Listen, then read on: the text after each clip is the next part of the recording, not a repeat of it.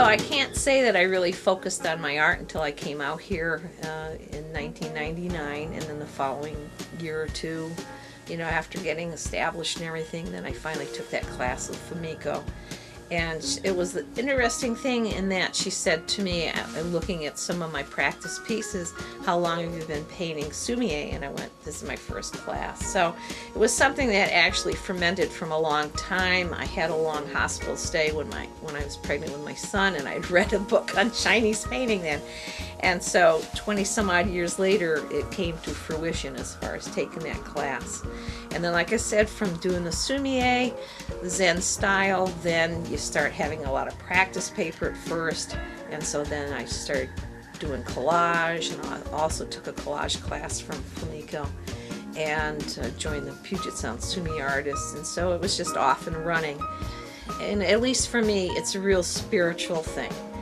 And so, and that almost, you know, blocks me, I think, from selling it, because it's like, how can you sell something that's spiritual? But one of my friends the other day said to me, well, have you seen somebody that walked up to one of your pieces and just lit up and just was so excited about it and had to have it? And so that's what I've been thinking about now, is how it's the way of sharing that spiritual nature. So that's what appealed to me about the sumi-e, was the centering and the harmony, and just really being focused. So after all those years of sort of denying the art and pushing it away, you know, doing other things or cutesy craft things, it's just really come into fruition. If you try to do things that are against what you're feeling, it really shows in the work. So that's, you know, no matter what classes I teach, I always tell people, well, this might not end up being your favorite thing, but carry it on to whatever other class you're going to do. And eventually you'll find a media or a technique that really speaks to you, and you'll work on it that way. But yeah, you know, the sumi-e is very important to me. And then I've been doing a lot more collage lately, but I go back and forth between the two. You know, to do the sumi, I have to have it really tidy. And then when you do collage, it gets really messy. Actually, my aunts thought that I was a little bit talented, so is that pretty bizarre? So, of course, I didn't want to just go to work out of high school. So, I mean, who wants to do that? So I went to college, and I got my degree in art education.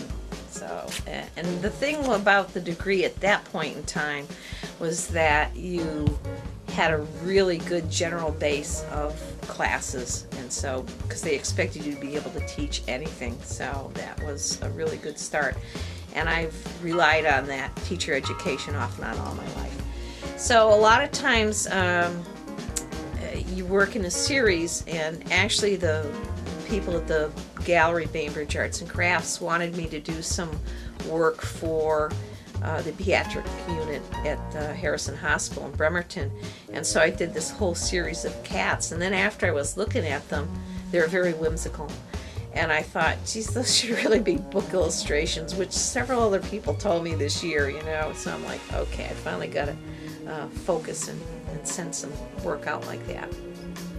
So that one's going in TCC environmental show. And this is, I suppose I shouldn't spoil it, but this is like pieces of the cat food bag, and, you know, of course, shopping bags and so forth.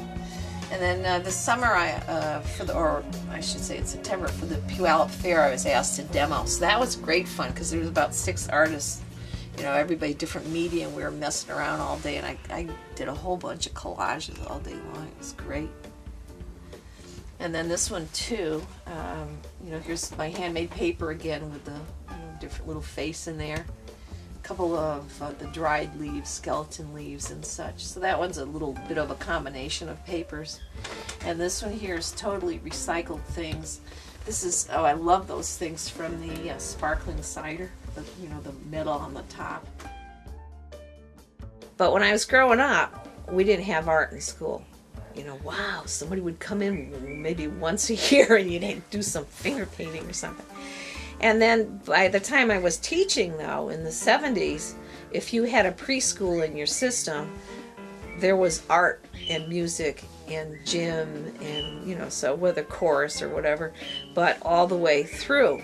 And I think instrumental started like 5th grade or something, but you had all those opportunities. And then when I ever moved out here 9 years ago, and I went, oh God, they hardly have any art or music for these kids, and it's a whole different way of seeing and learning, and so their needs aren't being met. And so that, to me, I try to mentor people in the classes, because a lot of times I'll get people in different classes that have never picked up a paintbrush or a pencil, and so to make them feel safe and nurtured and to want to continue that growth of expressing themselves is really important to me.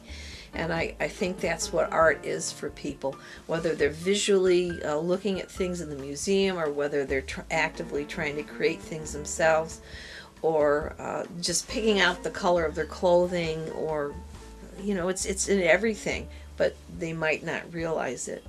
And to me, it's a real disservice to not foster that from the very beginning on. When my kids were little, I didn't care if they, made a super mess, and a lot of times their birthday parties, we'd have all kinds of crafts or painting or tie-dyeing and stuff, and I just was always encouraging of them to be creative in one way or the other. So once I started doing the sumi when I came out here, it just made so much more sense to be trying to capture the energy and the substance of what it was painting. So artists do it in all different ways. Some do that by creating very realistic pieces, and my sumi is generally very simplistic, just a few brush strokes, very zen, and I don't normally go back in and do anything to it once it's done.